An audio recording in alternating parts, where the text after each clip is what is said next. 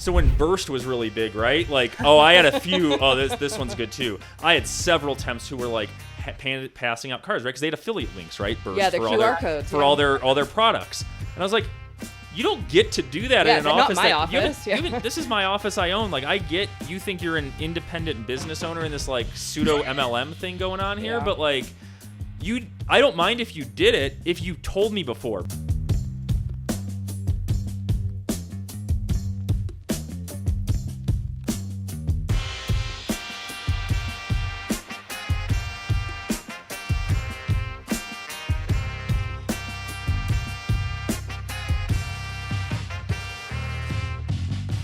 So we're recording at night, which for us, I guess that's very subjective, right? The word night. For us, our nights are when the kids go to bed, and so it's only 7:30 here, right? And for us, I probably consider that like 7:30 now is like my 11 o'clock like 15 years ago. Yeah, I guess. Right? And it's like 9 o'clock go to bed. We're in a good phase right now where like kids actually go to bed, and it's like, wow, we have an evening to like. Although the baby monitor is like just off to the side here, and I know like halfway through this thing, there's gonna be a screaming kid somewhere. It's just bound to happen. They'll be good. But so we figured today, maybe I just wanted to kind of talk about all the ways we've kind of like fucked up with our hygiene, right?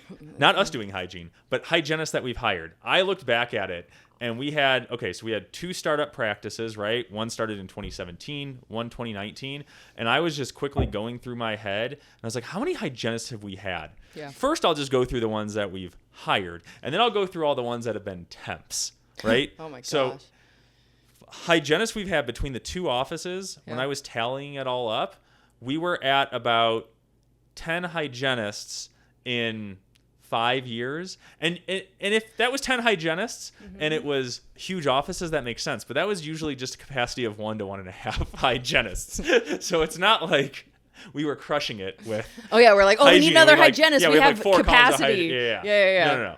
So and also I didn't have hygienists for a couple years because I just did my own. It was a startup and it was slow, so I just do my own. So even with that timeline's even shrunk a little bit, right? Yeah. And so so we wanted to go through plenty. Yeah, right. We wanted to go through either like kind of our stories with how we've dealt through hygiene, like all the shit we've gone through, like all the crap with all this like temp hygienist stuff going on, and then bring on our guest Allison Norris, who she's a hygienist, former hygienist, right now. She's runs her own company. She's the founder of Dentele, and we figured it would be good to I wanted to go through someone that was a hygienist, tell her like all the things either I think I did right or did wrong, and get someone else's perspective on like, just tell me it wasn't my fault. No, right? So thanks for coming on. Yeah, thanks for having me. I'm excited. And I know that, and okay, so the first one I wanted to go through, my hygiene story. And this is the one, if I can go back to one, right? Like I said, we had a ton of hygienists. They went in and out, and I feel like some was our fault, not the other one. The one that because we've had like pre-COVID hygienists and post-COVID hygienists. Oh yeah. So we have to. I feel like PC it's like, versus like before COVID. Yeah, that's actually what it should be. Yeah, before COVID and then after COVID. So it's like, all right. Before COVID, it was like decent. Like we had, some nice hygienists and stuff like that. Not too big. I mean, stuff changed. Everyone knows stuff changed with COVID, right? But there was one that always stuck with me. It's late. And it was a hygienist that was great, right? That we had for about a year, and out of the blue, like, just had said she was leaving, right? Like gave notice of a couple of weeks, but was one where I was like, I thought she was going to stay here for like 4 years. Yeah. And then I got feedback from the team on why she was leaving, and I was like, oh yeah, that's where I effed that one up. So good hygienist, great with patients, on time, didn't miss days, right? All that kind of stuff, right? Easy to work with. And here's where I made my mistake is maybe 10 months into when she was working there, one of our employees was like, hey, I'd like to go get my cleaning, right? And we were pretty chill and relaxed at our offices about like, employees, if they don't have dental insurance through an employer or like their husband's employer or something like that, just when we've got open time, let's just get them cleaned up, right? That's okay. And we always had it in our handbook where if they wanted to get cleanings done, they had to clock out, right? The person getting the cleaning. And I was like, that makes sense. Like, you shouldn't be on the clock when you're getting like your front office. Service. Yeah, yes. When your front office is like not answering phones. Yeah, clock out and get your cleaning. Sure. Yeah. So I was also like, I remember the hygienist walked by me really fast, and she's like, okay, I think I was in the middle of doing notes or doing something, and she's like, okay, so like so-and-so, she's going to get her cleaning done. Do you need, she said she's going to clock out. Do you need me to clock out too? And I think really quick, I was just like, yeah, just clock out. Didn't think anything of it, right? She went and did the cleaning, and then like a month later, she said she was quitting, and that was her main reason, is that I made her clock out when she did another employee's cleaning. And it was one thing that I didn't even think about when I was saying it. And then I looked back and I was like, yeah, I probably messed that up, where if they're still doing work in the cleaning and you're providing the benefit for like the employee doing it, like probably shouldn't have had her clock out. I don't know if that's like a huge no-no. And so I wanted to ask this to someone who is a hygienist, or if you were in that situation.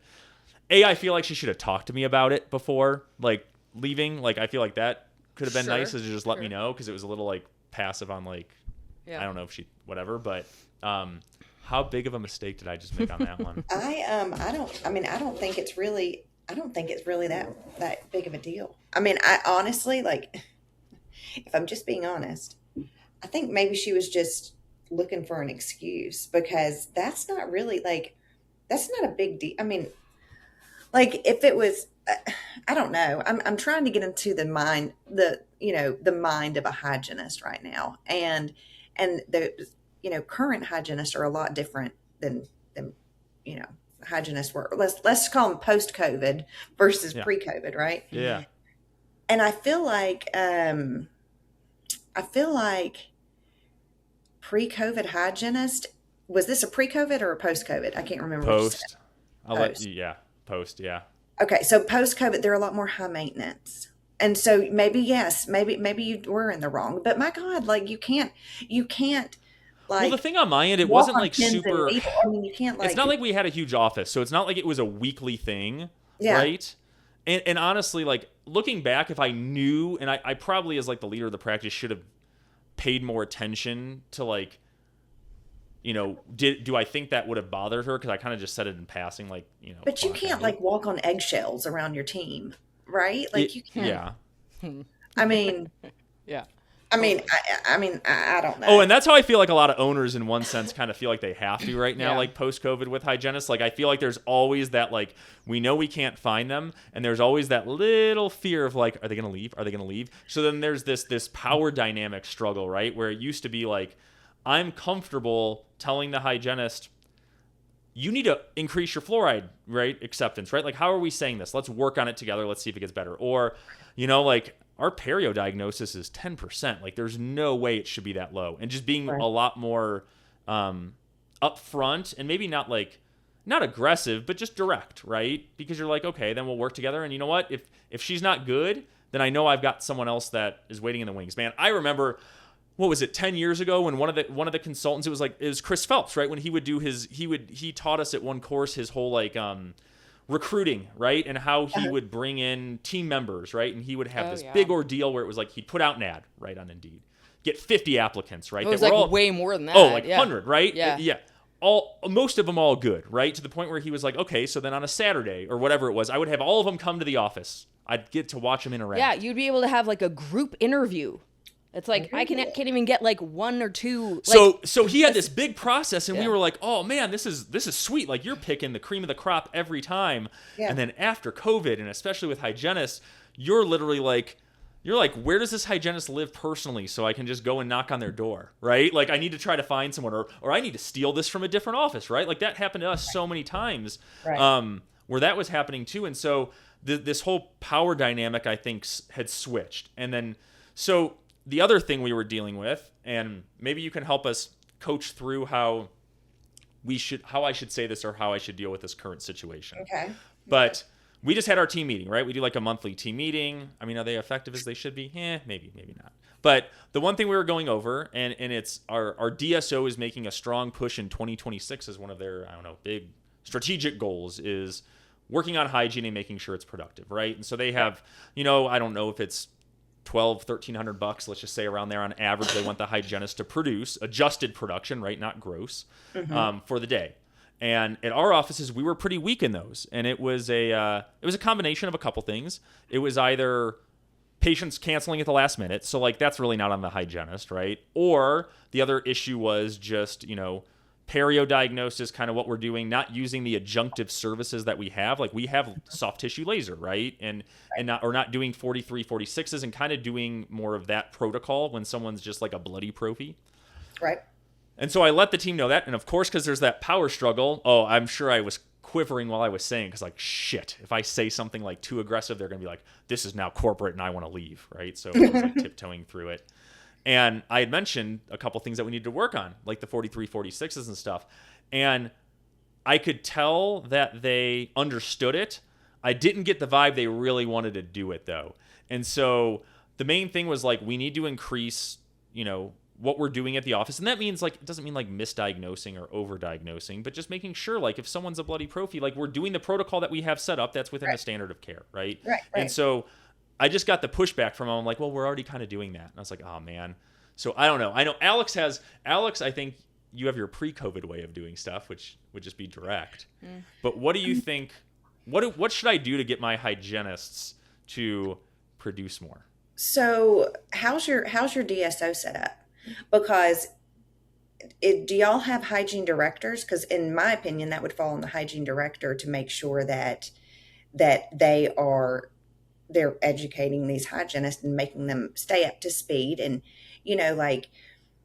all the hygiene directors that I know and the ones that I've placed, like that's their job, Yeah, I don't know. Do we? I'm not sure. I know we've got regional managers. I don't think I've ever heard of one. I know they have like a hygiene.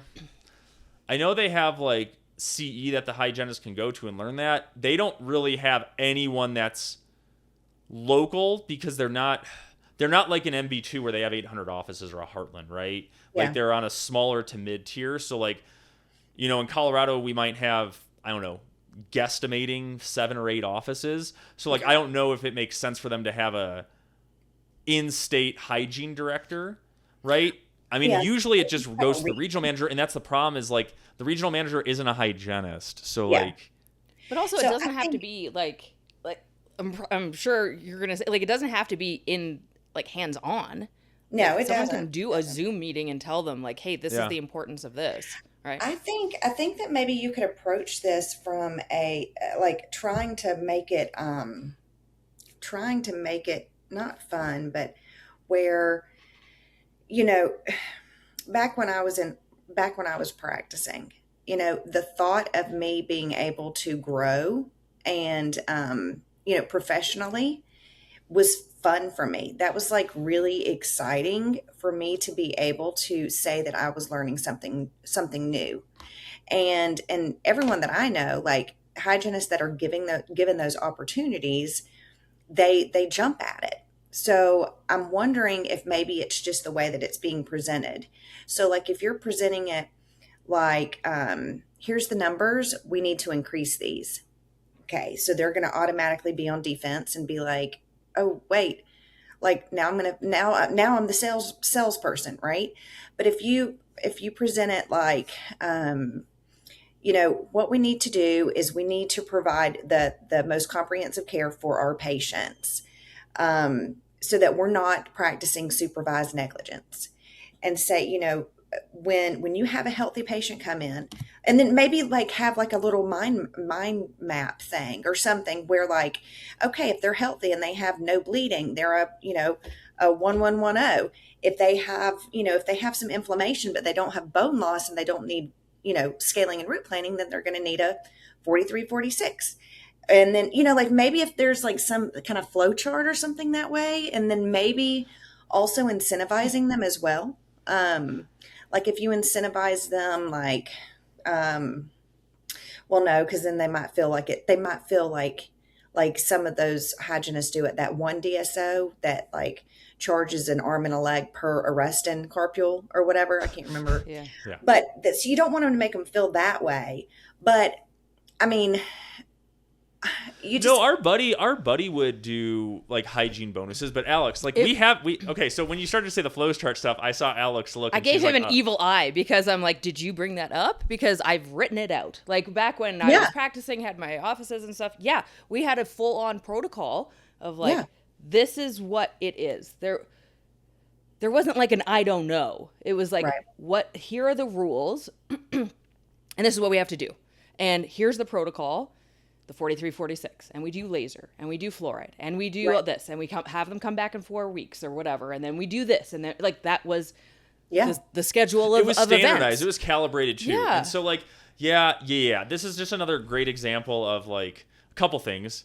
Alex being more systems oriented and me not as much. So like some stuff will fall off, but also after like selling to a DSO, like you kind of like you're not the full owner anymore. And so like there's that like who's responsible for what, and like here's our protocols, and like I'm good training them this time, but like by the third or fourth hygienist it's like, well, are you guys get a management fee, so are you guys also doing this too? And so I think some stuff just gets missed. The dynamic is weird, and but it kind of but it's hard with hygienists a little bit, because unless you have like a heart to heart with them, which is a little bit scary, because no one wants to be direct or confrontational and say, are you going to be here long term? Like, what is your goal? Like, are you just here for 6 months and then you're going to leave for some other office if they give you a better compensation or whatever?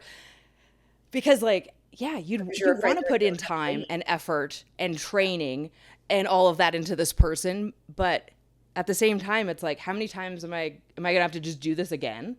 You know? So it's like, it's tough. I mean, the fool me once thing for us was when we spent like $800 on brand new instruments for a hygienist. Then like 2 weeks later, she like left, and I was like, God damn it! Like these are the specific ones she wanted, and now I have to like I'm not doing that again. We will get like the standard set, and then after they're here for a certain period of time, then I'm open to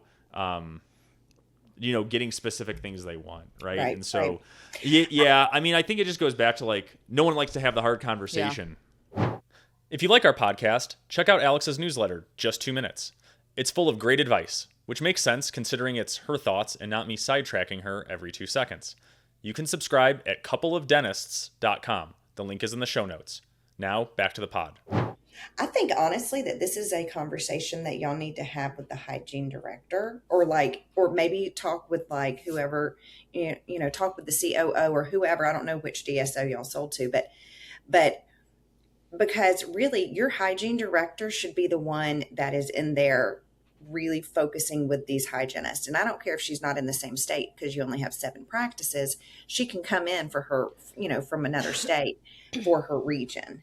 And she should also be the one that's kind of helping with your retention too, because if there's constant turnover, then, and I don't know why I'm disappearing there on the screen. Was I disappearing for y'all, or was it just me? No, you're good. But a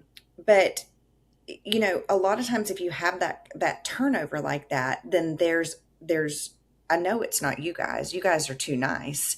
So there's something that, that is kind of, off. It's off balance, like. Unless I'm just completely naive. No. You can Alex, say your point, and then I have my point too. And thank you for thinking we're nice. I mean, I'm not. Like I'm just direct. And so in the beginning when I opened our first practice, it was kind of Eric's like, oh, your staff, they are so scared of you and stuff like that. Well, no, they were scared of you. Okay, fine, whatever. And then but alternatively, he was like, well, I'm going to be super nice and focus all on like give, be pushover, all that stuff. Yeah. And guess what? The outcome is kind of still the same. That is true. That's what took me a while to realize with that is like it didn't really matter which way, and like I thought I was building all this like goodwill and like, oh, if I'm nice to them, then they'll stay for 30 years, right? Like, and that's what it is. And I found out that's not the case. I'm not like mean. I'm not like I'm just you're mean. No, you're just okay. You're not mean. You just are. You know what you want. You have a goal in mind, and this is your goal, and you can get on the train. I'm just results. Like I need to help you. Yeah, I will help you achieve your goal or my goal or whatever it is, but we got to look at what the outcome is. Yeah, you also have a very low threshold for like laziness or not learning, and like people who just repeat the same mistake over and over again, right? Versus like, learning from the mistake and then wanting to, I mean, I feel like most people, if they want to learn from a mistake, eventually they'll learn it, right? Mm-hmm. So no, this was my thought. I'm not going to say anything, because when I first launched Dentele Group, actually it was probably like maybe 9 months in or whatever. I mean, I was a hygienist, right? Like I didn't know how to be a boss. I didn't know how to own a company. I still don't, you know, but, but I had like 8 or 9 people that were working for me. And so, we were like, rocking and rolling and things would come up and I would just, make decisions on the fly. But turns out I'm a bitch. Like they thought I was a bitch. And I'm looking back and I'm like, damn, that was kind of bitchy. But you don't know. I mean, like we don't know. We're clinicians, right? Why do we have to worry about That's and, tough. and I'm sure if you were a man, you I wouldn't know. think that way. Yeah, so it it's is like, different. Like you got, I mean, that's another conversation. yeah. But I Yeah. agree with you on that. Get me started. No, but so circling back on that, I wanted your thoughts too, because you're in more of the recruitment space, and I know maybe if you're in like non-clinical roles, but still, I'm sure you just have a pulse on like clinical stuff too. I noticed like right after COVID, right when you had cloud dentistry and whatever what is it like Go To or something, all those different companies, right, that came out and were like temporary placement. Stuff, right? And it was basically like hygienist wages were just like not only getting inflated at the office, but through temps, like it was making it go up 20-30% more, and it was like just a shit show. Some of our hygienists did leave too because it was, I think I can get an extra $5. Like I think I could squeeze more out of this office, right? Like it's pretty much like it became there's no hygienist anywhere. Office A loses hygienist. They say we need to put an ad out and say we're going to pay $100 an hour. There was one DSO that was literally paying over $100 an hour in our in Denver, and we were like, how the hell do you compete with that? Like that's crazy. They're losing a lot of money off this. And so then the hygienists see that, right? They look on Indeed. I felt like right after COVID, any hygienist you had hired, no matter how loyal they were, they always had like their Indeed folder up, right? They were always every couple weeks just checking. What's here? Indeed or Cloud? Both? Indeed, no, or Indeed too. Like just looking and seeing like what's available. What are offices offering, right?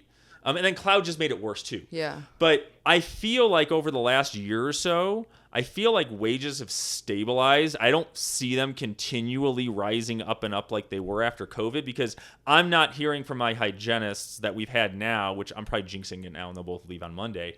But that they're not saying, or there's not that like talk of like I could make more, right? Like they still will temp. We're open 3 days a week, so they will still temp sometimes on certain days. But it's not that thing where in my head I'm like, shit, they're temping a day. I know that office is going to try to freaking poach them. I know they're going to do it. Like I don't have that like fear anymore because I feel like wages have kind of stayed the same. Have you noticed that on your side, being in the recruiting, that there isn't that like continual rise of inflation? I think they're continuing to rise, honestly. I mean, here in this area and just like some of the groups I'm on, I feel like they're just getting higher and higher. I mean, you're in what, Georgia? Atlanta. What's the average hygienist they're asking for? Like 60 something. See, we passed that like 3 years ago. So like we jumped in Colorado. We probably went from like 42 to 45 to like 65 plus in like 6 months, and then it went up to like 70, and then it's kind of stabled there, and then it's gone down maybe a little bit, and it's like in that zone, but it hasn't like continued to creep up. So when I left clinical, I was making $38 an hour. Yeah. And that's just crazy to me. That's crazy that they're making that much. I mean, it's the app's fault. I know. I think they've ruined the industry. They just made people, and like I said, I don't fully blame it all on the hygienist either, because I would probably do the same thing if I was a dentist and that opportunity existed, and they were like, you can make $200 an hour, and people are going to like, it's almost like when you're like selling something, right? And you're like, just pick a super high price and see who will say yes to it, right? Like that's kind of what it was. It's like, let's just go crazy here and let's see, like, this is probably their mindset, and this would have been mine too. Okay, well, now I'm working 4 days a week and I'm making $60 an hour. I don't know. Let me put 90 on there, because if I did that, I only have to work like 2.5 days. All right, let's see if I can get 2.5 days booked, right? And you'll get 2.5 days booked, right? And then it's confirmed that works. And you're like, all right, then I'll just stay here. And then it like sets the bar again, right? And it's our fault too as dentists for choosing to accept it. Yeah. I mean, and what's crazy to me is that, dentistry is a relationship business. Like we build relationships with our patients, and I don't see how in the world these hygienists will build relationships with patients if they're hopping around you know, from office to office. I really don't. And then if you're not building relationships, then how are you getting that trust factor? I mean, I'm curious if this is interesting. Is the production, like, is treatment acceptance going down because there are temps, in the That's office?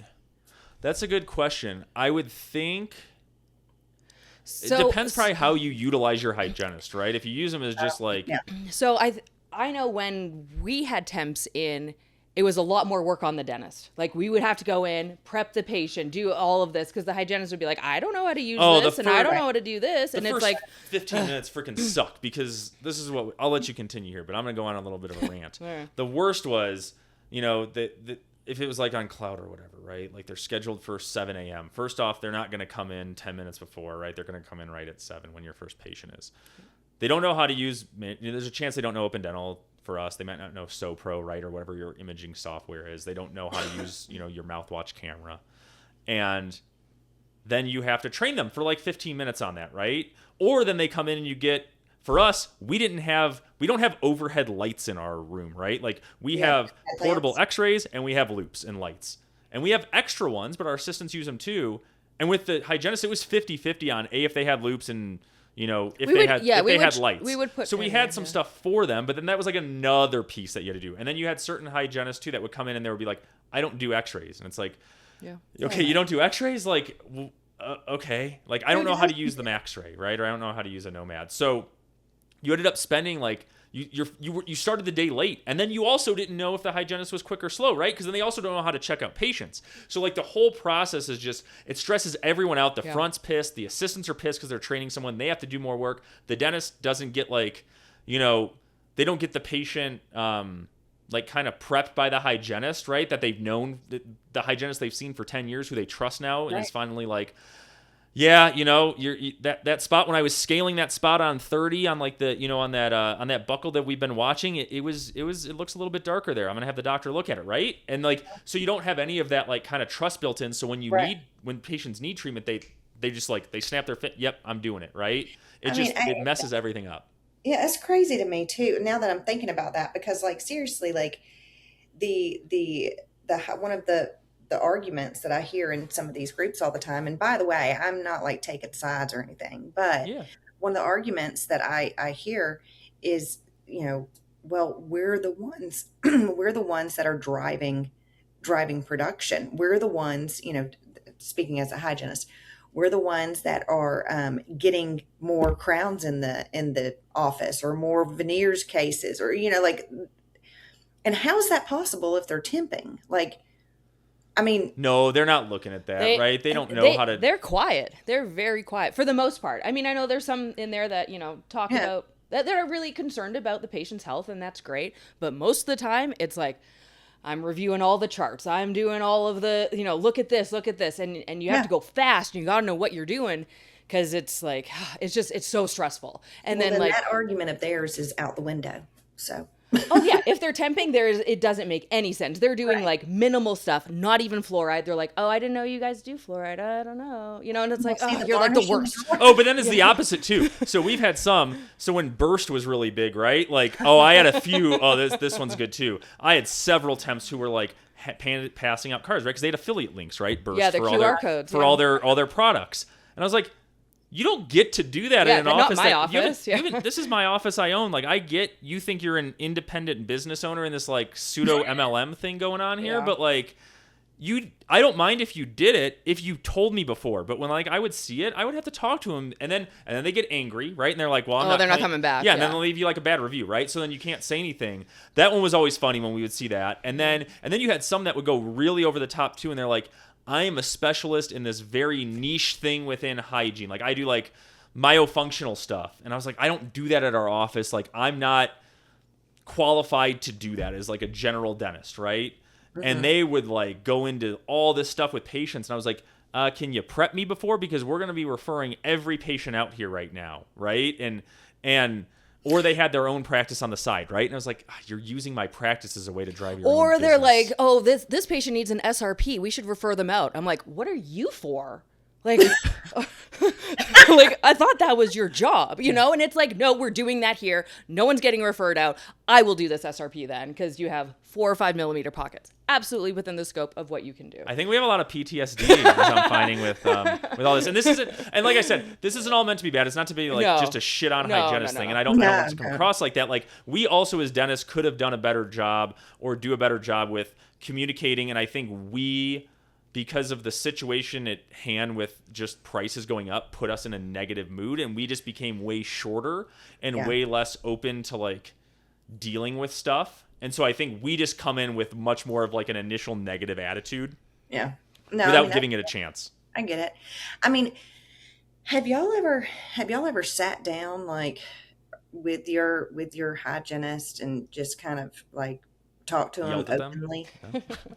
No, what? Like transparent. Like, have you ever just talked to them like openly and just very like transparent, and just been like, look, this is the how, you know, like in terms of like, you know, like what they're getting paid, or what we're doing, or like, like insurance, and that we don't get reimbursed a lot. So like, there was a post, and Robert, he had, I think he tagged me in it or something. And it was about like, you know, insurance reimbursement versus what the hygienists are, you know, being paid. And I know this is a completely separate topic, but have y'all ever talked to them about that? Like, just sat down and like laid it out on the table? No, that's probably a good thing not, to Eric. do. I've probably in passing, but like formally, where it's like, hey, it's a little bit more of like the heart to heart on here. Like, you know, I'd love to do X, Y, and Z.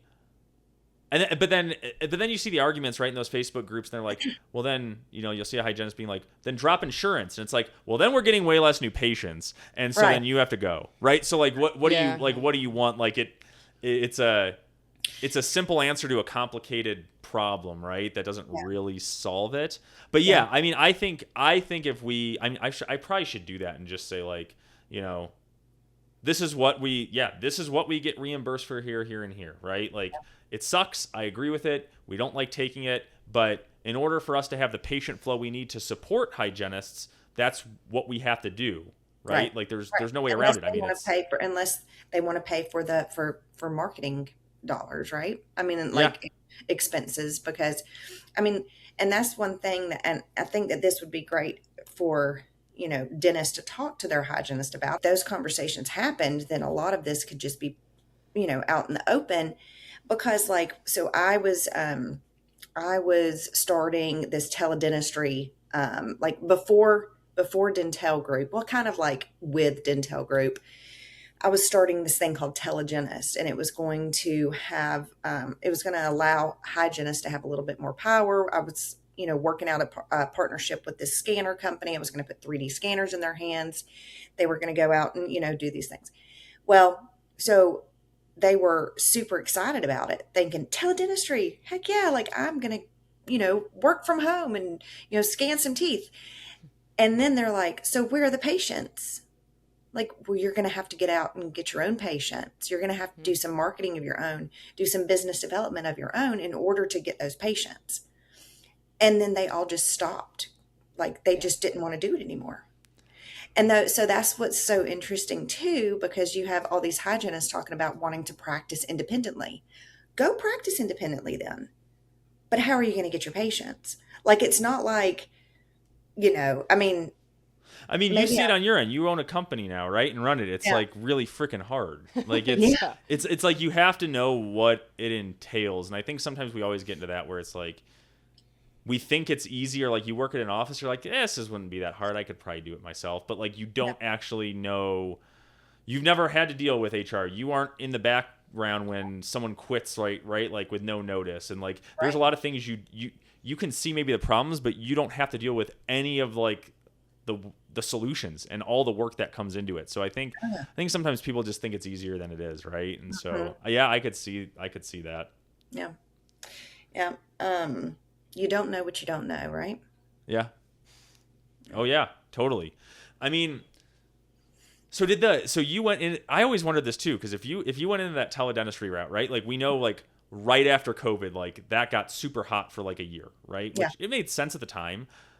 I always kind of thought in my head, and this was just me predicting, I was like, I feel like when things get back to normal, that's just going to go like poop, right? Like no one's really going to be doing teledentistry anymore. And I don't really hear about it anymore, right? Like I used to get Facebook ads all the time. Like it was like AI receptionist now, right? It's like every time you scroll on Facebook, there's a new AI receptionist. Like there was a new teledentistry company, right? Because it was just, there's so many. Yeah. Yeah. And so, I mean, do you know it all? I mean, you also work within the non-clinical space of recruiting, right? So like, is it still super hot? I feel like it wouldn't be. We all know Eric wants more friends. If you're enjoying this episode, share the podcast and then tell them to DM Eric so he can hit his quota of 1 new friend per day. Now back to the episode. So I'm an advisor on one of the teledentistry company boards. And so I kind of try to keep up with that kind of stuff. So a lot of the teledentistry companies have tried to partner with the insurance companies. Yeah. But then the whole point of the whole thing with teledentistry is you have to have patients in order to do the teledentistry, and the like cost for Acquiring. customers, like it's expensive. So then these teledentistry companies tried to start partnering with the dental insurance companies, and I mean, every now and again, like there will be a project that'll come. So like they were doing like scanning of like old models. You could do like scanning of old models and to make like airway devices, or like have a patient, have a mobile scanning unit to go to see these patients for the airway devices. Or they were doing like a nursing home, thing, but you still had to go see those patients, right? It's not like that's what we found. I know. So that's give me your thoughts. This is what we thought, because we kind of did. Everyone kind of did teledentistry for a bit with COVID, right? Like right when it was in it. It was like, send me a picture of your mouth. Yeah, Let me see. it was, like literally, like that, our right? patients like, were just like this, and I'm like, yeah, I need to see you. Yeah, like you that looks bad. Yeah, let's come in. So I think what happened is, you didn't have like a culture shift in terms of how people wanted to receive dental care, right? You had dentists who were like, I already have a practice. Teledentistry might hurt me. Like, what am I going to do? Talk to someone for 10 minutes? And like we even had on our booking stuff. We created codes, on our we created codes because there was people that just wanted to call in, and I was doing consults. Like they were booked like 10-minute consults or whatever, and like I'd take the call in between patients that I was actually seeing. And all that was lead generation for someone that needed an extraction. And they had to come in anyways. And it was pretty much that. I was just like prepping the patient, and I would pretty much be doing an intake call of like, what's your insurance? What's your thing? Because I need to see you. And if they wanted just to like ease in because they were kind of scared about COVID, that's fine. I was there to pretty much just get them to come in. Right. But it was so different than like medical, right? Where, it's like, oh, look at this infection. They're like, here's the antibiotic. I don't need to see you, And so I never felt like it fit there. And then like your thing with airway, like a lot of times, how many people are like with medicine? Like, yeah, I have an infection somewhere. I have a sore throat, right? Okay, I need to go get an antibiotic, right? You can just do telehealth, right? Mm-hmm. How many people are actively looking and saying like, I need an airway device, right? Like usually to get to that step, it's I have sleep apnea, right? Or my mouth is all, like my mouth's really crowded, right? And I feel like I'm constantly like, breathing weird or whatever it is. Then you go to your dentist, and then your dentist probably refers you to someone who deals with that. And then that person has you do a sleep study, and then that sleep study comes back, and then they do the airway device, right? And so like that person usually doesn't, it's not the mindset of the individual to say, my nose is clogged all the time. I have a hard time sleeping. I need an airway device, right? Whereas, like I said, if you have a sore throat, it's known like you might need an antibiotic, right? So I just don't know how that model works. It seems like there's a lot of barriers and friction to getting. For pre-op appointments, or like what's it called? Like an intake appointment, like you were saying, Yeah. or like simple post-op appointments. Like teledentistry is great. You can even build that out, like, you know, synchronous, like there's a code for it.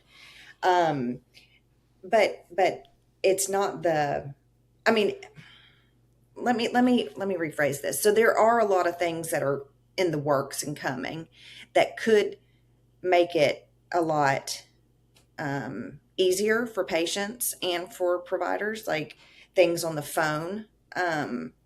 Like there's this really cool product out. I don't know if y'all have heard of, they rebranded, but what's their new company name? Have y'all heard of Dentele Tech? I've seen the Facebook ad for it. So it's I don't know if they've had Facebook. So it's DENTLYTEC. Okay. They have 3D scanners, and the 3D scanners, have you seen it where it can like No, but I think I know what you're talking about. Do you just do it at home and then it can like well, no, this one it can scan the pocket depth. Okay. So it's like there's a perio like setting camera, or whatever in it that'll it's like a probe thing, but I can't remember. But it's so I hopped on a call with the founder of the company, and it is the coolest thing. They have a 3D scanner for inside the pulp canal. So these dudes, they were the guys that developed the facial recognition software on iPhones. Like, it is so cool. But anyway, so they also have this 3D scanner for the iPhone. And so it's not out. And I don't even know if I'm supposed to be talking about this, but that would make things really cool for patients, just to kind of like do a 3D scan with their iPhone, in my opinion. I don't know. Yeah. And then maybe you can think better it's diet. Like, I think that would be cool if you could do that, right? Like, you see some of the ortho companies do that, right? Like when Yes. they're they'll scan your mouth with your, you know, app or whatever it is, and then it can almost give a proposal, right, or something. Oh, yeah. So you can just do more on your own. I mean, Yeah. I still feel like with that scanner, if you had it on an app, it would be cool because it would help the dentist diagnose over the phone, but then you still have to come in, right? Yeah. Like, Yeah.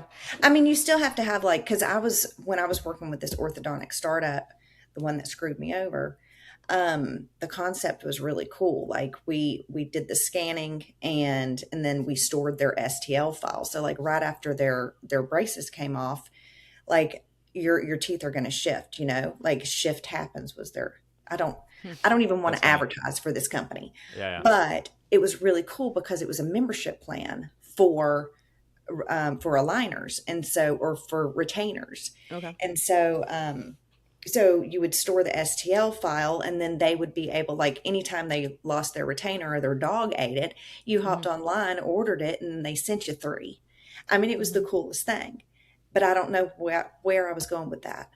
I don't know what my point of, I don't know what I was It's saying. Friday night. It's supposed to be late. It's later for you. You're in Atlanta, man. It's like we're pushing past 10 o'clock. I'm happy. Like, I haven't seen you like kind of zone out and snore a little bit. So thank you. No, No, we were talking about like scanning your teeth and stuff like that, and not having to come in. yeah, but then like I was saying, I Like, you still could think like order it by yourself on the phone. It's like, oh yeah, I need a replacement of this. Yeah, there was that company that did like night guards and stuff like that. Like, I could see Yeah. for that type of stuff possibly. You just run into the same issue that like Yeah. Smile Direct, and even like when we had another aligner company on the podcast, they had to pivot their model to go in with dentists because you start to run into an issue, I think, with giving someone a night guard or giving them some device or an airway device, and something happens, right? Like, where's the liability on that? And I think that's a challenge that they'll have, and that they always get a lot of pushback from the dentist. So like, I kind of see the teledental is almost like a new patient lead platform, right? Like, if I was a company, I would probably say,